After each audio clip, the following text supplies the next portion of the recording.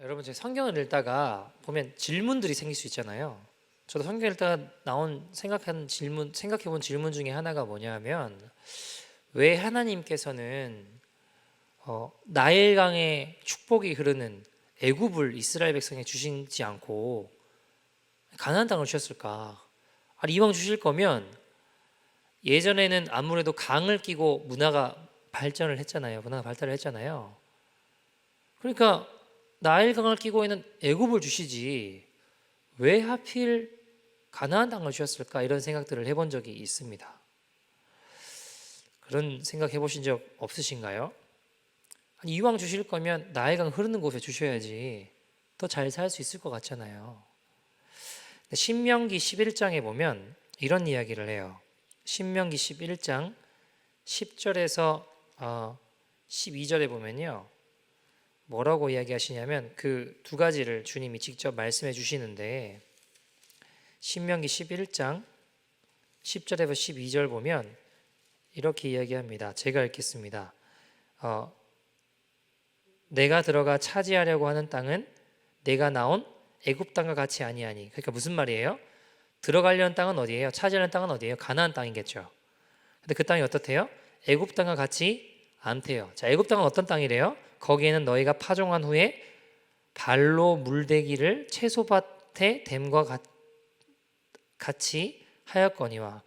그러니까 이게 물이 풍부하고 참 좋은 땅이래요. 11절에 자, 너희가 건너가서 차지할 땅은 산과 골짜기가 있어서 하늘에서 내리는 비를 어떻게 한대요? 흡수하는 땅이래요. 그러니까 물이 고여서 잘 경작하고 잘 농사짓고 할 수 있는 땅이 아니라 그냥 비가 내리고 물이 나는 대로 그냥 다 빠져버리는 땅이래요. 그게 가나안 땅이에요. 자, 12절에 이렇게 이야기하십니다. 내 하나님 여호와께서 돌보아 주시는 땅이라. 연초부터 열만까지 내 하나님 여호와의 눈이 항상 그 위에 있느니라. 자, 여러분, 우리가 무엇을 생각해 볼 수 있냐면, 애굽 땅, 나일강이 흐르는 곳은 물된 동산처럼 자꾸 물이 공급되기 때문에 비가 필요할까요? 비가 필요 없을까요? 굳이 필요가 없어요. 그죠? 굉장히 좋은 땅입니다. 근데 문제가 뭘까요? 비를 굳이 구하지 않아도 되니까 점점 나일강이 그들에게 신이 돼버리는 거예요. 결국 나일강을 우상처럼 섬기는 일들이 애굽 역사에 보면 굉장히 많이 등장을 하죠. 자, 그에 비해 가나안 땅은 어떤 땅이래요? 비가 내리지 않으면 살 수가 없는 땅이에요. 왜요? 뭐가 물이 떨어지는데 다 빠져버리니까 이거는 뭐 어떻게 해볼 수가 없는 땅입니다. 그러니까 하나님께서 비를 내려주시지 않으면 살 수가 없는 땅이죠. 여러분, 왜 애굽 땅을 이스라엘에게 주시지 않았을까요? 결국 그 풍부한 물질 앞에 무릎 꿇을 것이 이스라엘이라는 걸 아셨기 때문에 그걸 허락해 주시지 않으시고 하나님만 의지하게 하시려고 가나안 땅을 주신 겁니다. 그게 축복일까요? 여러분, 어떻게 생각하세요? 여러분, 우리가 때로는 인생의 환란이 다가올 때가 있어요. 그죠? 모두에게 있습니다. 근데 그때가 하나님께서 나랑 끊임없이 같이 동행하고 싶으신 때구나, 그거구나, 지금 나의 믿음을 보기를 원하시는구나 하면 문제될 것이 없습니다. 여러분, 우리가 작년 한 해 코로나로 난리 그 난리를 쳤잖아요. 아직도 설치고 있습니다.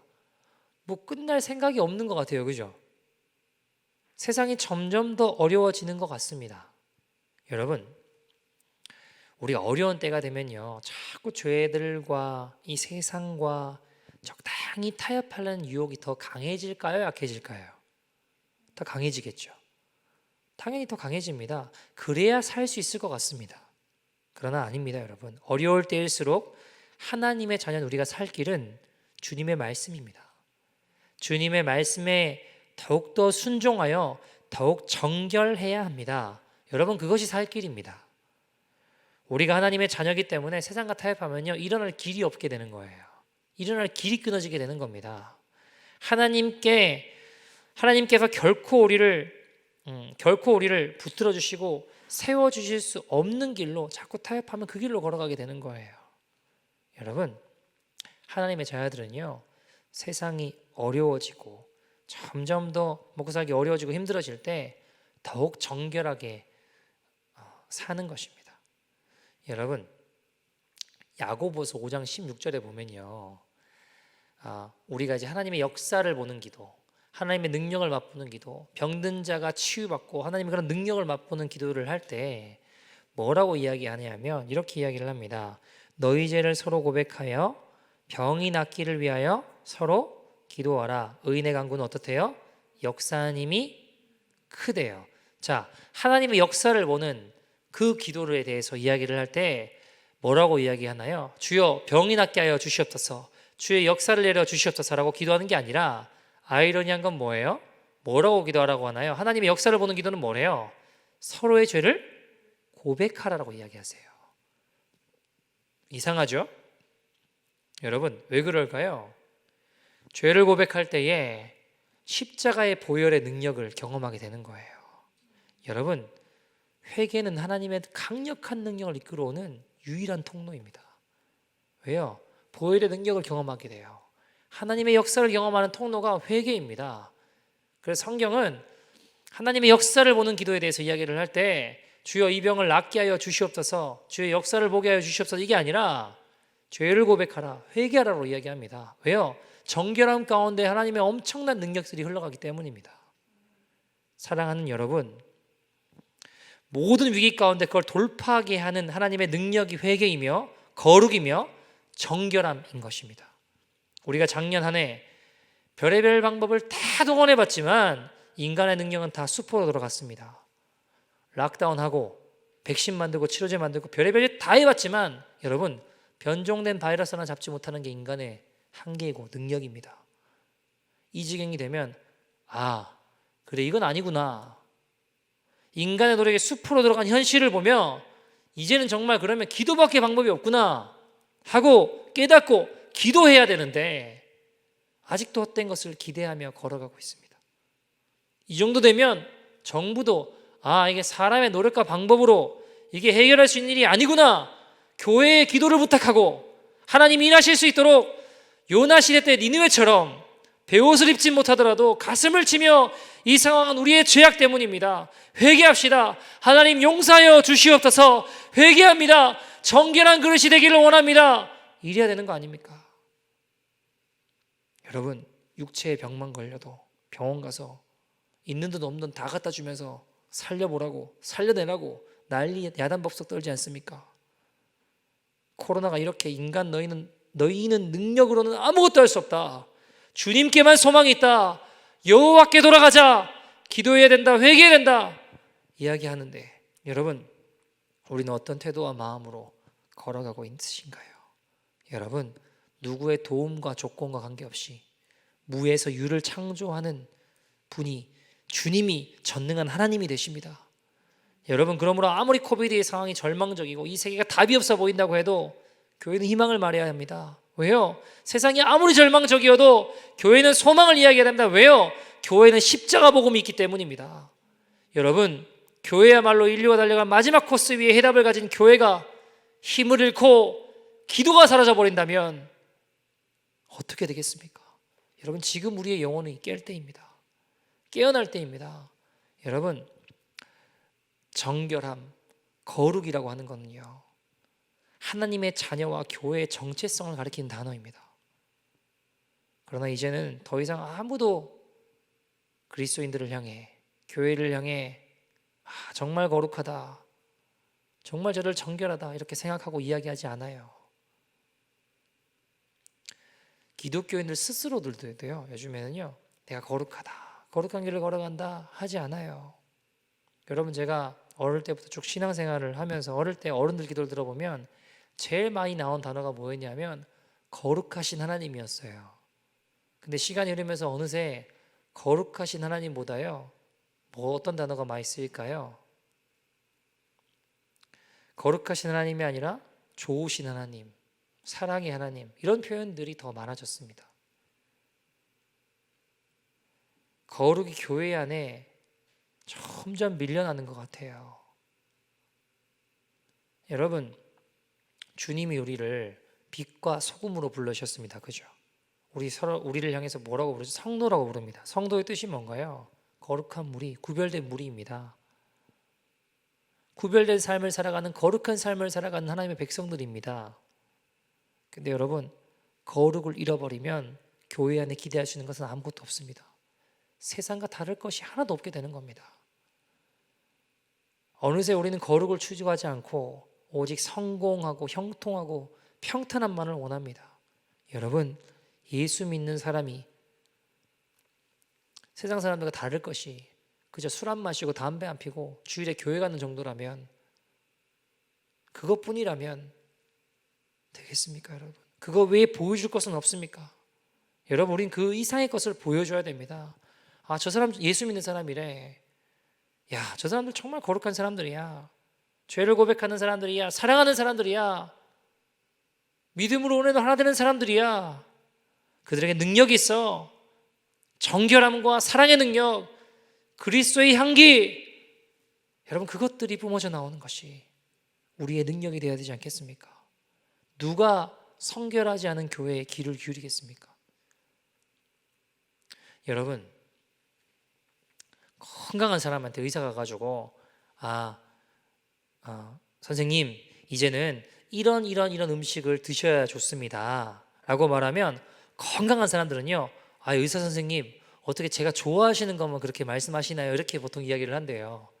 근데 몸이 아픈 사람이 병든 사람에게 의사가 가서 선생님, 앞으로 이런 음식을 드십시오 라고 말하면 병든 사람, 아픈 사람 뭐라고 이야기할까요? 제가 그렇게 싫어하는 것만 왜 먹으라고 그러냐고 그렇게 이야기를 한대요. 여러분, 내가 좋아한다고 해서 그것이 다 좋은 것은 아닙니다. 나쁜 것을 좋아할 수도 있어요. 여러분, 천국 길로 걸어가는 사람은요, 정결함이, 거룩함이 그걸 너무너무 소중하게 여깁니다. 점점 그렇게 돼요. 정결함이 중요하지, 거룩한 것이 중요하지, 하나님 말씀대로 순종하는 것이 중요하지. 왜요? 거룩하지 않고는 아무도 주를 볼 수 없다고 히브리서에 이야기하잖아요.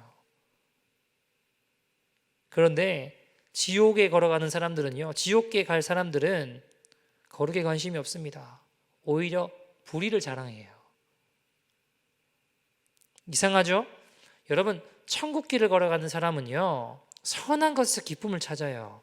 근데 지옥 길을 걸어가는 사람은 불의하고 악한 것에서 기쁨을 찾습니다. 그거 참 이상하죠?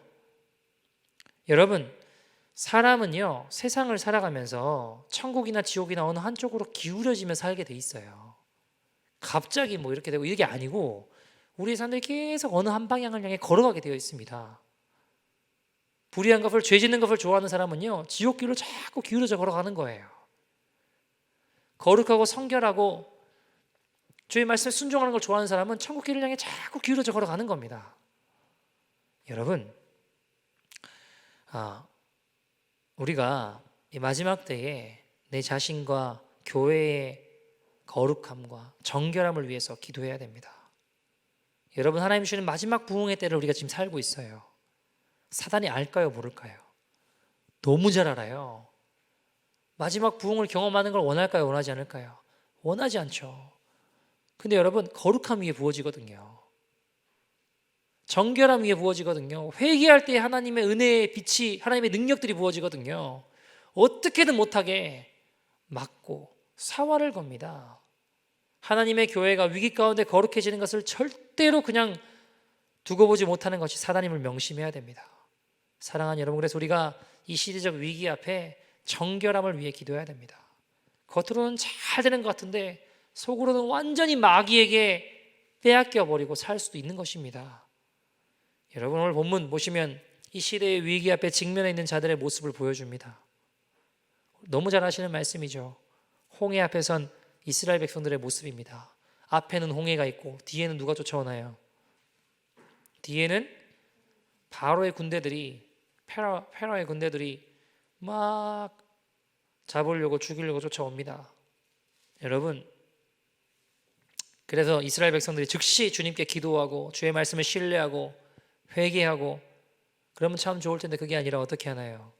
애굽으로 타협하려고 온갖 비난과 탓만 합니다. 항복하면 살 수 있지 않을까, 이런 소리를 해요. 지금 손 내밀고 있는 사단의 먹이와 별반 다를 것 없는 것들을 보게 됩니다.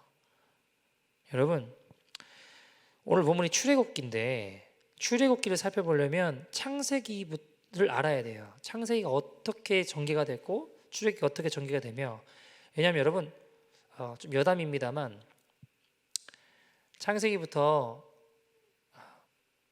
이건 뭐 다음에 기회가 되면 설명하고요. 여담이니까요. 자 보세요. 창세기를 알아야 돼요. 그럼 창세기의 목적, 창세기를 요약하면 어떻게 될까요? 여러분 우리 책을 볼 때도 그렇거든요. 책을 볼 때 처음하고 끝을 보면 처음하고 끝만 잘 파악해서 책 내용을 대충 이제 어떻게 전개되는지를 알 수 있어요. 그러니까 창세기 처음과 끝을 조금 우리가 살펴보면 창세기가 어떻게 전개되는지 좀 알 수 있겠죠. 창세기 처음에 어떤 내용이 나오죠? 하나님이 천지를 창조하시죠. 1장 28절 한번 가볼까요? 창세기 1장 28절입니다. 제가 오늘 성경을 좀 찾을 건데 시간이 좀 갈 것 같아서 아무튼 최대한 빨리빨리 해보죠. 창세기 1장 28절.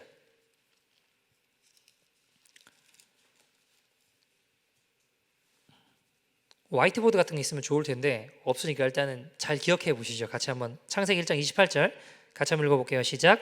하나님이 그들에게 복을 주시며 하나님이 그들에게 이르시되 생육하고 번성하여 땅에 충만하라. 땅을 정복하라. 바다의 물고기와 하늘의 새와 땅에 움직이는 모든 생물을 다스리라 하시니라. 아멘. 천지 창조의 목적, 그리고 하나님께서 허락하신 이 에덴 동산, 하나님께서 에덴의 원형을 계속 회복하길 원하시거든요. 타락하고 심판당하고 다시 회복시키고 뭐 이런 구조예요. 자, 근데 오늘 1장 28절에 보시면 하나님께서 창조하시면서 5가지를 이야기하세요. 그들에게 이르시되 뭐라고 하죠? 첫 번째 생육하고, 두 번째 번성하여, 세 번째 땅에 충만하라. 그리고 보세요. 그 다음에 뭐라고 하죠? 땅을 정복하라. 그리고 마지막에 모든 생물을 다스리라. 다시요. 5가지를 이야기했어요. 생육하고 번성하고 땅에 충만하고 땅을 정복하고 다스리라. 5가지예요. 너무 어렵나요? 아니죠? 자 보세요. 창세기 끝으로 가보겠습니다. 47장, 창세기 47장 27절로 가보시죠. 하나님이 5단계들을 계속 읽어 나가시려고 하는 거예요. 창세기 47장 27절입니다. 창세기 47장 27절 같이 한번 살펴볼까요? 창세기 47장 27절 시작. 이스라엘 족속이 애굽 고센 땅에 거주하며 거기서 생업을 얻어 생육하고 번성하였더라. 자 뭐라고 하죠? 마지막에 생육하고 번성했대요. 그죠? 반복되는 게 보이세요? 창세기 1장 28절에 생육하고 번성하고 땅에 충만해야 되는데 그게 지금 없네요. 그죠? 그 땅을 정복하고 다스려야 되는데 어쨌든 생육하고 번성하는 게 나와요. 그렇게 창세기가 이제 끝나고 처음과 같이 반복됩니다. 이런 말씀을 가지고 출애굽기를 시작하는 거예요. 출애굽기 1장으로 가보시죠. 출애굽기 1장 7절입니다. 출애굽기 1장 7절 같이 한번 읽어볼까요? 출애굽기 1장 7절입니다. 시작. 이스라엘 자손은 생육하고 불어나 번성하고 매우 강하여 온 땅에 가득하게 되었더라 라고 이야기합니다. 보세요. 또 뭐가 나오나요? 생육하고 번성하고 나왔어요. 근데 그 다음에 뭐라고 하죠? 매우 강하여 온 땅에 가득하게 되었더라. 여러분 매우 강하여 온 땅에 가득하게 되었다라는 단어와 땅에 충만하라고라는 이 단어가 원어로 보면 같은 단어예요. 자, 그럼 뭐 남았나요 이제? 뭐 남았나요? 땅을 정복하고 다스리는 게 남았잖아요. 와, 우리 하나님 우리를 다스리시게 하시는구나. 여기서 다스린다고 하는 건 마음대로 멋대로 하라는 게 아니에요. 하나님의 뜻대로 다스리란 이야기입니다. 근데 지금 자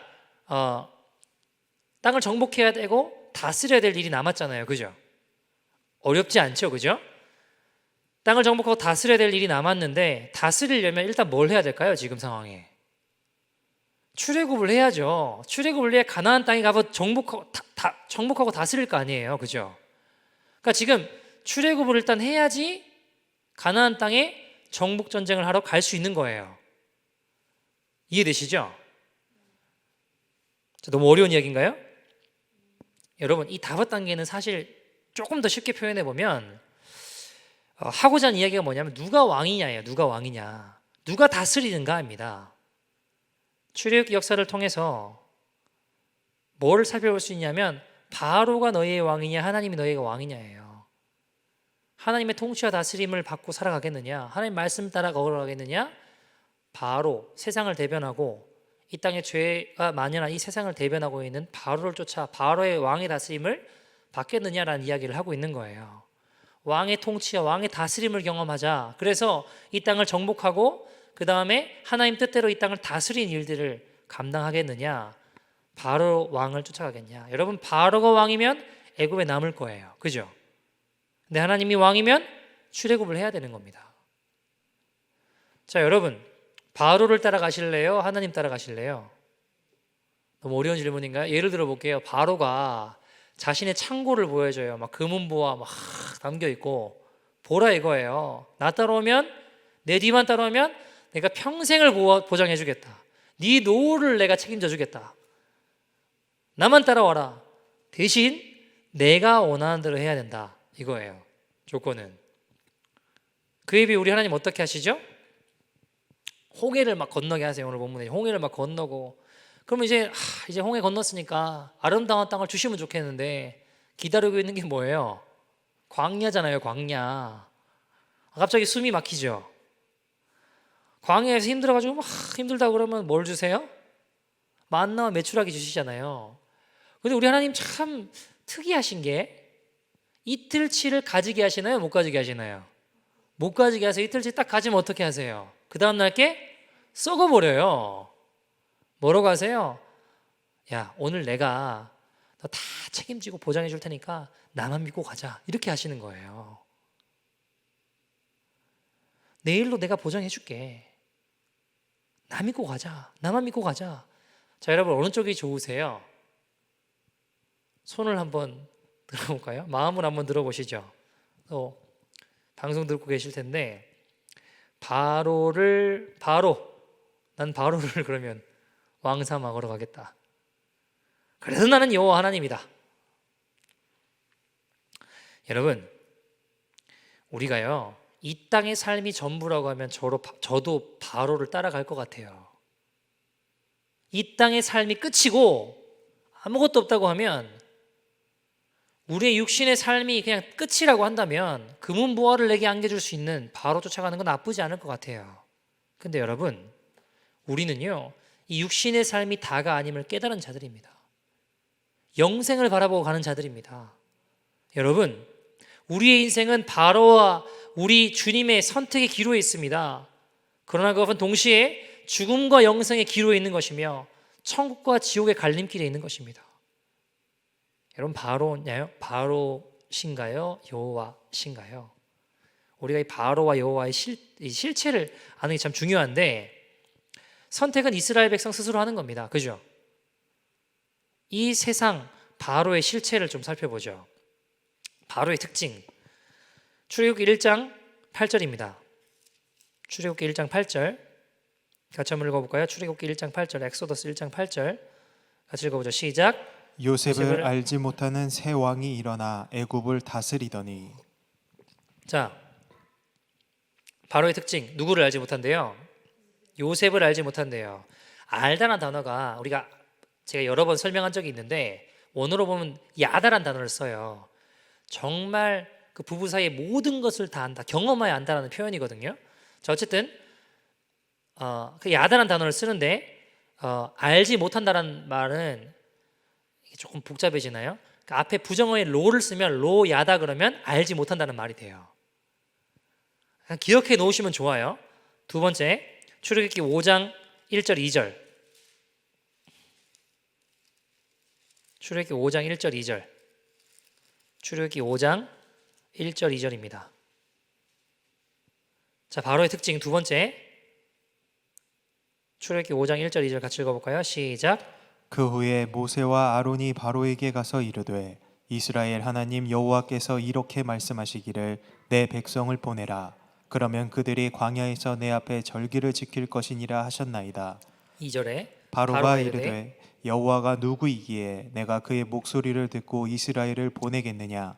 나는 여호와를 알지 못하니 이스라엘을 보내지 아니하리라. 자, 누구를 알지 못한대요? 바로가 여호와를 알지 못한대요. 여기도 알지 못한다. 로 야다를 쓰는 거예요. 부정어로. 자, 보세요. 출애굽기 1장 8절에 누구를 알지 못한다고 했죠? 요셉을 알지 못한다고 했어요. 요셉을 알지 못한다는 건 과거를 모른다는 거예요. 그죠? 요셉이 과거에 국무총리였잖아요. 과거를 모른다는 겁니다. 요셉이 없었으면 애굽 나라가 사라질 뻔했습니다, 여러분. 엄청난 먹을 것이 없는 재난에 시달렸잖아요. 근데 요셉 덕분에 비축해서 살 수 있었던 거 아닙니까? 여러분, 마찬가지인데 과거를 모른다는 거. 우리가 내가 어떤 은혜를 받았는지를 잊어버리게 되면 우리가 멸망의 길로 가는 거예요. 저를 어디서 구원해 주셨는지, 십자가의 은혜가 어떤 것인지 그게 잊혀지기 시작하면요, 우리에게 은혜가 사라지기 시작하는 거예요. 두 번째, 여호와를 알지 못한다. 출애굽기 5장에 여호와를 알지 못한다는 건 뭘까요? 그래서 내가 너희를 보내지 못한다. 미래를 모른다는 겁니다. 여러분, 바로는요, 우리 과거도 모르고 미래도 몰라요. 누가 우리의 미래를 알고 계신가요? 여호와 하나님만이 우리의 길을 아십니다. 여러분, 코로나 누가 세상에 이런 거 오리라고 예상은 했겠습니까? 그 똑똑한 인간이 별의별 수단과 방법을 다 동원했지만 해봐도 안 되는 것, 우리가 1년 넘게 해보지 않았습니까? 그럼 이제 누구에게 나가야 됩니까? 주님께 무릎 꿇고 기도해야 되는데 아직도 헛된 것에 미련이 남아 계십니까? 주님께 우리 미래가 있습니다. 주님께 우리 길이 있습니다, 여러분. 바로는 미래를 몰라요. 과거도 모르는데 바로에게 인생을 거시겠습니까? 여러분, 바로는요, 그러니까 과거도 몰라요, 미래도 몰라요. 관심 있는 거 뭐밖에 없을까요? 너무 어려운 질문인가요? 현재밖에 없을 거 아니에요, 그죠? 여러분, 바로의 온통 관심은 현재입니다. 현재. 그래서 하는 게 뭐냐? 출애굽기 1장 13절 14절 보시죠. 13절 14절, 1장 13절 14절입니다. 자, 그래서 현재에 관심을 두고 이스라엘 백성들이 해야 될 역할들에 대해서 이렇게 이야기를 해요. 같이 읽어보죠. 시작. 이스라엘 자손에게 일을 엄하게 시켜 어려운 노동으로 그들의 생활을 괴롭게 하니 곧 흙 이기기와 벽돌 굽기와 농사의 여러 가지 일이라. 그 시키는 일이 모두 엄하였더라. 네, 엄한 일을 엄하게 시켰대요. 출애굽기 2장 23절로 가보시죠. 2장 23절입니다. 2장 23절 같이 한번 읽어볼까요? 시작. 여러 해 후에 애굽 왕은 죽었고 이스라엘 자손은 고된 노동으로 말미암아 탄식하며 부르짖으니 그 고된 노동으로 말미암아 부르짖는 소리가 하나님께 상달된지라. 똑같은 이야기를 하고 있어요. 고된 노동을 했대요. 출애굽기 5장으로 가보죠. 5장 15절에서 18절 보시죠. 출애굽기 5장 15절에서 18절.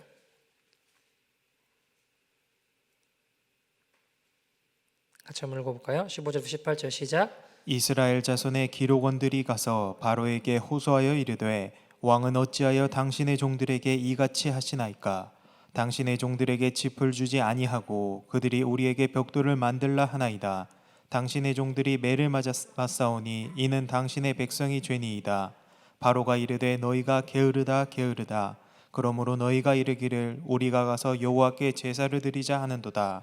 이제 가서 일하라. 짚은 너희에게 주지 않을지라도 벽돌은 너희가 수량대로 바칠지니라. 보세요.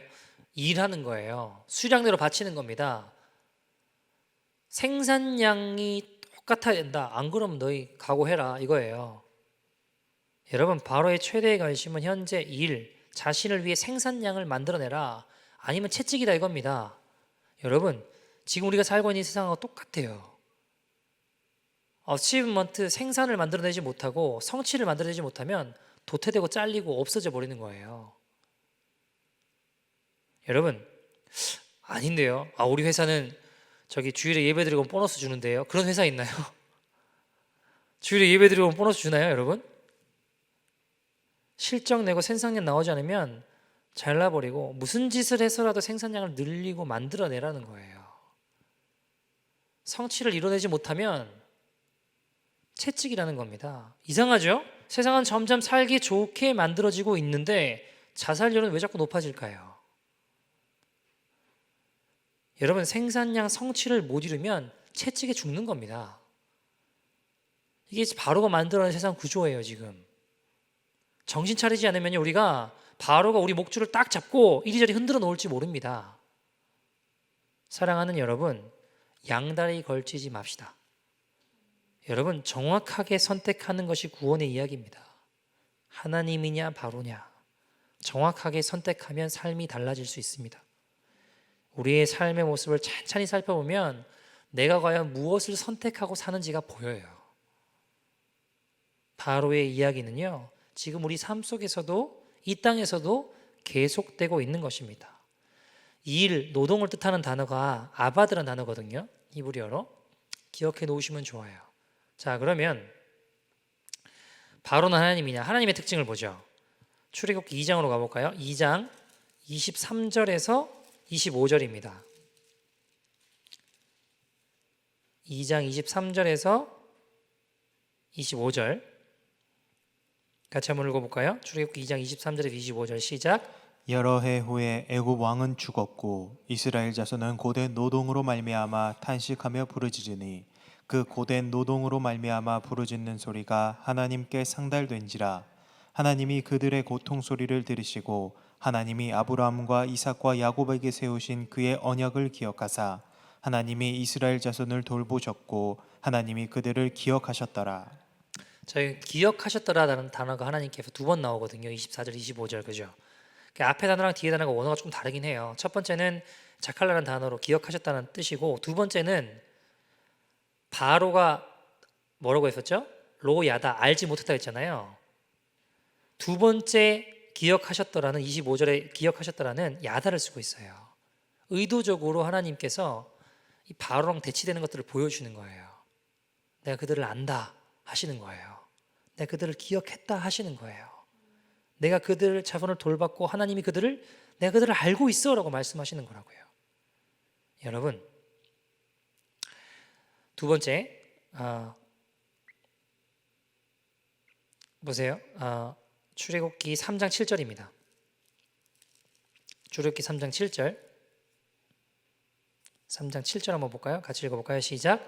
여호와께서 이르시되 내가 애굽에 있는 내 백성의 고통을 분명히 보고 그들이 그들의 감독자로 말미암아 부르짖음을 듣고 그 근심을 알고 내가 내려가서 그들을 자, 애굽. 보세요. 7절까지 보세요. 그들을 안다라고 하셨죠. 근심을 안다라고 하셨죠. 여기도 야다라는 단어를 쓰고 있어요. 8절에 보면 내가 내려가서, 누가 내려가시는 거예요? 하나님이요. 하나님이 그 근심, 너희들 근심을 내가 알고 직접 내려가신대요. 그래서 그들은 애굽인의 손에서 건져내고 그들을 그 땅에서 인도하여 아름답다 광대한 땅, 젖과 꿀이 흐르는 땅, 곧 가나안 족속, 헷 족속, 아모리 족속, 브리스 족속, 히위 족속, 여부 족속의 지방에 뭐래요? 데려가려 하노라. 주님께서 직접 내려가서 데려가신대요. 누가요? 하나님께서요. 9절 10절 같이 한번 읽어볼까요? 9절 10절입니다. 시작. 이제 가라. 이스라엘 자손의 부르짖음이 내게 달하고 애굽 사람이 그들을 괴롭히는 학대도 내가 보았으니 이제 내가 너로 바로에게 보내어 너에게 내 백성 이스라엘 자손을 애굽에서 인도하여 내게 하리라. 여러분, 9절에 보니까 이제 가라. 내가 이스라엘 자손의 부르짖음을 내가 내게 달했고 그들의 학대와 괴롭히는 거 내가 보았다. 이게 하나님 마음이에요. 하나님의 마음이에요. 하나님의 심정으로 10절에 내가 너를 보낸다. 모세야, 네가 가서 이제 이스라엘 백성들을 구원해. 누구의 심정으로요? 주님의 심정으로요. 여러분, 우리를 통해 주님이 일하세요. 근데 우리가 어떤 심정을 가져야 될까요? 주님의 마음, 주님의 심정을 가지고 주님이 우리를 이 땅 가운데 보내세요. 여러분, 우리가 예수 그리스도의 십자가 사랑, 그 심정을 가지고 나 같은 죄인을 구원하신 그 하나님의 놀라운 사랑, 그 심정을 가지고 이 땅 가운데 나가는 겁니다. 자, 여러분, 두 가지 또 야다를 살펴봤는데 첫 번째는 뭘까요? 주님이 기억하셨다. 아브라함과 이삭과 야곱의 하나님, 과거를 아신다라는 거예요. 이스라엘 너희들의 내가 과거를 내가 기억한다. 내가 너희들의 하나님이었다. 내가 그것을 기억한다라고 하시는 거예요. 출애굽기 2장 23절에서 25절에 나온 내용이에요. 뭘 하신다는 거예요? 과거를 아신다는 겁니다. 아브라함과 이삭과 야곱을 통해 내가 너희를 지었어. 내가 너희를 알아. 두 번째, 출애굽기 3장 7절부터 나오는 내용들은요, 약속의 땅으로 데려가시는 거죠. 뭔가요? 미래를 아신다는 거예요. 여러분, 우리의 인생의 길을 알고 계세요. 누구랑 달라요? 너무 어려운 질문을 드리나요? 바로는 과거도 미래도 몰라요. 그죠? 근데 하나님은요, 우리의 과거를 아세요. 우리의 길, 미래 또한 아세요. 여러분, 어느 쪽으로 가시겠습니까? 우리의 과거, 미래에 관심 없는 자의 손을 잡으시겠습니까? 우리의 과거와 미래 다 알고 계시는 주님의 손을 따르시겠습니까? 자, 여러분 보세요. 바로를 따라갔더니 그들의 삶의 목적과 방향이 다 뭐예요? 노동하고 일하는 거였잖아요. 그죠? 하나님 우리를 부르신 목적 살펴보죠. 하나님 따라갔을 때 출애굽기 3장 12절입니다. 출애굽기 3장 12절 보시겠습니까? 출애굽기 3장 12절 같이 읽어보죠. 시작. 하나님이 이르시되 내가 반드시 너와 함께 있으리라. 내가 그 백성을 애굽에서 인도하여 낸 후에 너희가 이 산에서 하나님을 섬기리니 이것이 내가 너를 보낸 증거니라. 이사야에서 하나님을 어떻게 한다고요? 섬기리니라고 이야기합니다. 출애굽기 4장 23절 보시겠습니까? 출애굽기 한 장 넘어가서 23절 같이 한번 읽어보죠. 어떤 단어가 반복되는지 잘 보세요. 출애굽기 4장 23절입니다. 시작. 내가 내게 이르기를 내 아들을 보내주어 나를 섬기게 하라 하여도 내가 보내주기를 거절하니 내가 내 아들 내 장자를 죽이리라 하셨다 하라 하시니라. 네, 주님을 섬기도록 하셨죠. 7장 16절 보시겠습니까? 출애굽기 7장 16절입니다. 7장 16절 91페이지입니다. 출애굽기 7장 16절 읽어볼까요? 시작. 그에게 이르기를 히브리 사람의 하나님 여호와께서 나를 왕에게 보내어 이르시되 내 백성을 보내라. 그러면 그들이 광야에서 나를 섬길 것이라. 그죠? 8장으로 가볼까요? 8장 1절 8장 1절입니다. 시작. 여호와께서 모세에게 이르시되 너는 바로에게 가서 그에게 이르기를 여호와의 말씀에 내 백성을 보내라. 그들이 나를 섬길 것이니라. 8장 20절로 가볼까요? 8장 20절 시작. 여호와께서 모세에게 이르시되 아침에 일찍이 일어나 바로 앞에 서라. 그가 물 있는 곳으로 나오리니 그에게 이르기를 여호와께서 이와 같이 말씀하시기를 내 백성을 보내라. 그러면 그들이 나를 섬길 것이니라. 그들이 나를 섬길 것이니라. 9장 1절로 가볼까요? 9장 1절 같이 읽어보죠. 9장 1절입니다. 다음 장 9장 1절 시작. 여호와께서 모세에게 이르시되 바로에게 들어가서 그에게 이르라. 히브리 사람의 하나님 여호와께서 말씀하시기를 내 백성을 보내라. 그들이 나를 섬길 것이니라. 9장 13절로 가볼까요? 13절 시작. 여호와께서 모세에게 이르시되 아침이 일찍이 일어나 바로 앞에 서서 그에게 이르기를 히브리 사람의 하나님 여호와의 말씀에 내 백성을 보내라. 그들이 나를 섬길 것이니라. 그들이 나를 섬길 것이니라. 누구를요? 하나님을요. 출애굽기 10장 3절 보시겠습니까? 10장 3절 같이 한번 읽어볼까요? 10장 3절 시작. 모세와 아론이 바로에게 들어가서 그에게 이르되 히브리 사람의 하나님 여호와께서 말씀하시기를 내가 어느 때까지 내 앞에 겸비하지 아니하겠느냐. 내 백성을 보내라. 그들이 나를 섬길 것이라. 그들이 나를 섬길 것이니라. 이것을 위해 우리를 지으셨습니다. 무엇입니까? 예배입니다. 하나님 섬기기 위해서 우리를 지으셨어요. 주님을 따라가면 예배하는 자의 삶. 여러분 노동을 위해 사시겠습니까? 주님을 예배하기 위해 사시겠습니까? 너무 어려운 질문인가요? 오늘 일당 못 채우면 다 채찍질 당하는데 어떻게 생각하세요, 여러분? 여러분 재밌는 건 뭐냐? 신기한 건 섬길 것이니라. 예배의 어원도 아바드라는 단어를 써요. 노동과 같은 단어를 쓰고 있습니다. 무엇을 이야기하고 싶은 걸까요? 같은 아바드인데 노동이 되게 할 것이냐 예배가 되게 할 것이냐, 그게 어디에 있는 거예요? 누구를 왕으로, 누구를 주인으로 선택할 것이냐에 따라 완전히 달라지는 거예요. 여러분 보세요. 바로도 자신의 왕국을 건축하겠죠. 근데 막 채찍질 당하고 막 신음소리가 나요. 근데 성경에 보면 다윗 다음에 솔로몬도 여호와의 전을 막 짓거든요. 근데 백성들이 찬양을 불러요. 신음소리가 나는 게 아니라. 여러분, 누구를 위해 일하느냐에 따라서 노동이 될 것인가 예배가 될 것인가가 바뀌더라고요.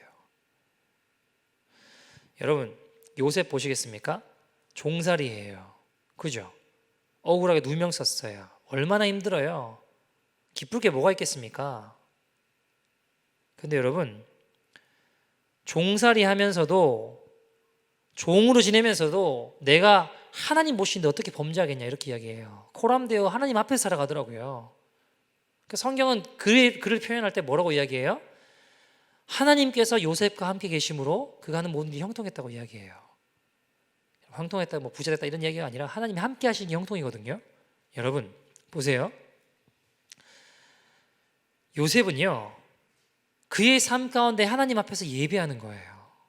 종살이를 하면서도 하나님 앞에 있는 거예요. 여러분, 환경은 지금처럼 절망스러워요. 그러나 돌파해 나가잖아요. 그 요셉처럼 하나님을 예배함으로 마지막 때를 돌파해 나가는 저와 여러분 되기를 소원합니다. 우리의 정체성은 노동자가 아니라 예배하는 자들입니다. 사랑하는 여러분, 무엇을 오늘 본문에 보면 홍해와 바로 군대 앞에 두려워하고 있는 백성들에게 모세가 이야기합니다. 오늘 보면 13절 14절입니다. 13절 14절 같이 한번 읽어볼까요? 13절 14절입니다. 시작. 모세가 백성에게 이르되 너희는 두려워하지 말고 가만히 서서 여호와께서 오늘 너희를 위하여 행사하시는 구원을 보라. 너희가 오늘 본 애굽 사람을 영원히 다시 보지 아니하리라. 여호와께서 너희를 위하여 싸우시리니 너희는 가만히 있을지니라. 여러분, 우리가 주님을 왕으로 선택하면 주님이 우리를 위해 싸우십니다. 주님이 일하십니다. 출애굽기 15장 홍해를 건너고 난 다음 이스라엘 백성들이 처음으로 막 찬양이 흘러나와요. 근데 결론이 뭔지 아십니까? 출애굽기 15장 18절을 보시겠습니까? 출애굽기 15장 18절.